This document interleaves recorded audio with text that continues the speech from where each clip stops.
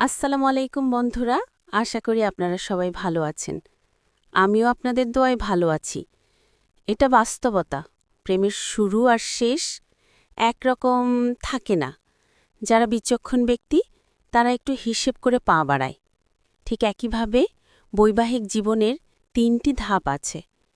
বিবাহের প্রথম দিকে স্বামী স্ত্রী ভালোই হোক আর মন্দ হোক, প্রথম প্রথম তারা অনেক ভালোবাসা আদান প্রদান করে।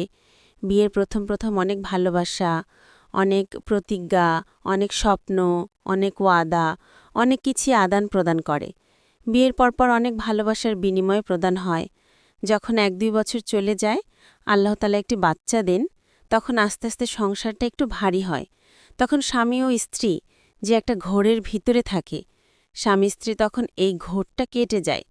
প্রথম প্রথম বিবাহের শুরুতে স্বামী স্ত্রীর যে একটা ঘোর থাকে, এই ঘোরটা কেটে যায়।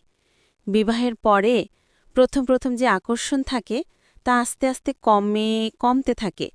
এরপর জীবনের আসল রূপ দেখা যায়।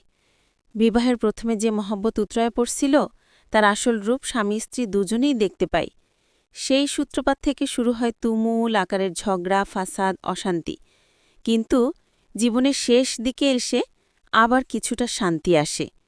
জীবনের প্রথমে কিছুটা শান্ত এবং শেষে কিছুটা শান্ত, মাঝখানে উত্তল তরঙ্গ। এই তরঙ্গের মাঝে যে ধৈর্য ধারণ করে জীবনটা শাক্ত করে পার করে দেয়, সে জীবনে শান্তি ফিরে পায়। যে বিচক্ষণ ব্যক্তি